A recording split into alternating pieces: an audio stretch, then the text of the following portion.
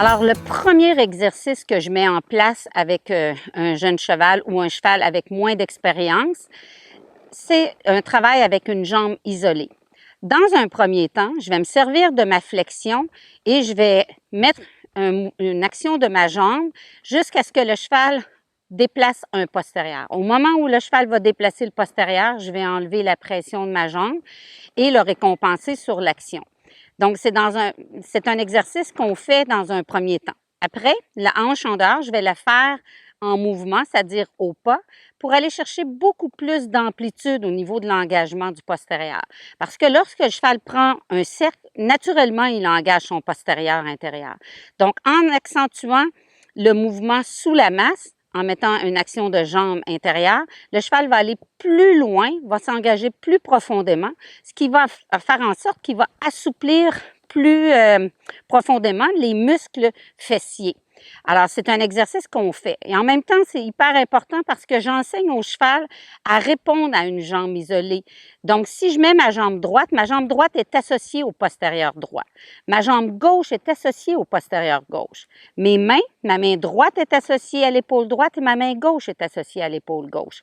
Donc, lorsque je travaille avec un jeune cheval ou un cheval avec moins d'expérience au niveau de l'entraînement, c'est important de lui enseigner qu'une jambe droite veut dire, lorsque je mets un contact, pousse avec ton postérieur droit.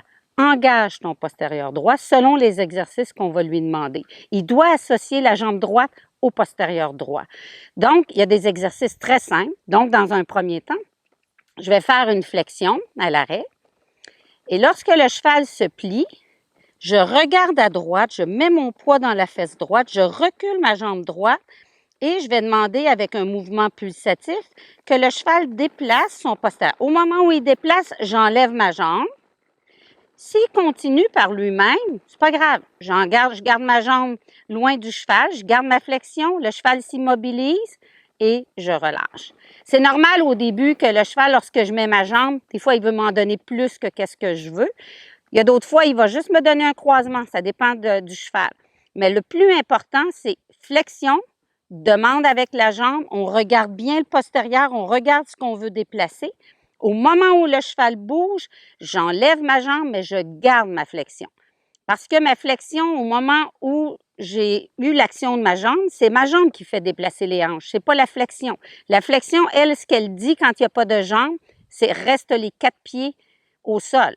Donc, il faut être conséquent avec ce qu'on lui a montré dans un premier temps. Alors, c'est hyper important, flexion, action de jambe, on enlève la jambe, on garde la flexion et on enlève la flexion au moment où le cheval immobilise ses 4 pieds. Donc ça, c'est ma première étape d'initiation à ma jambe isolée. Ensuite, je le fais plus avec une motion avant, donc je vais mettre le cheval au pas. Je vais utiliser une flexion ou une semi-flexion selon le besoin et je vais demander au cheval de bouger ses hanches.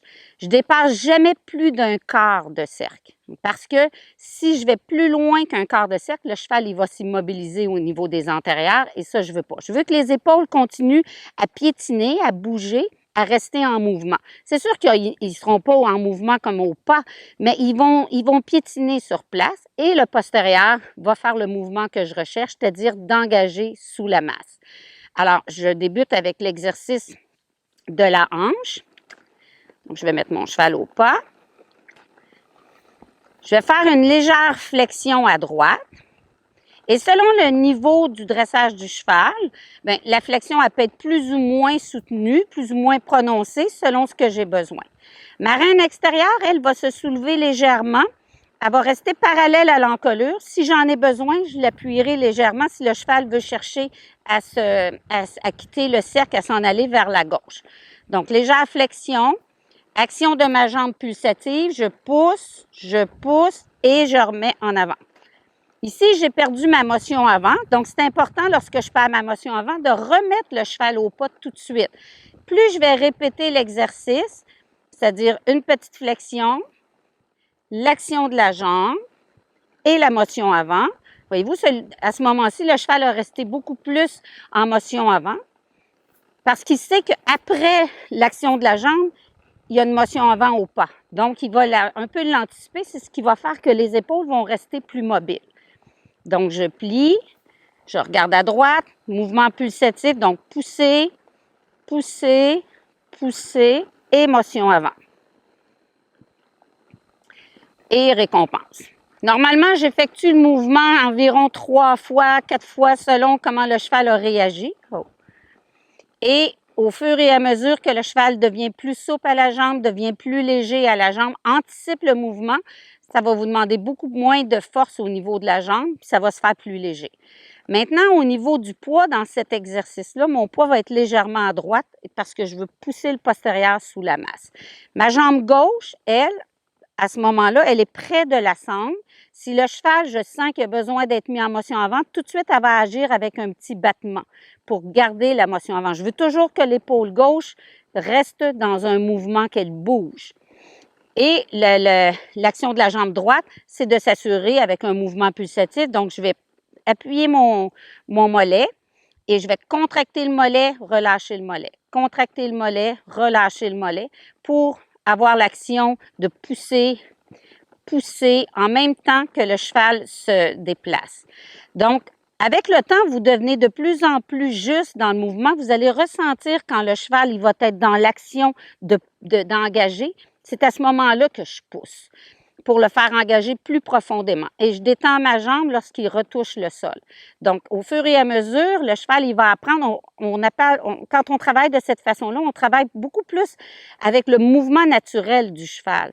Donc, on encourage le cheval à aller plus loin parce que c'est à ce moment-là que je pousse avec ma jambe et je détends un peu l'action de ma jambe lorsqu'il redépose son pied au sol. Donc, quand on apprend à travailler en rythme avec le mouvement, avec la mécanique du cheval, on va avoir un mouvement qui va être beaucoup plus facile à exécuter. Le cheval, on va travailler en harmonie avec son mouvement à lui, donc beaucoup plus simple.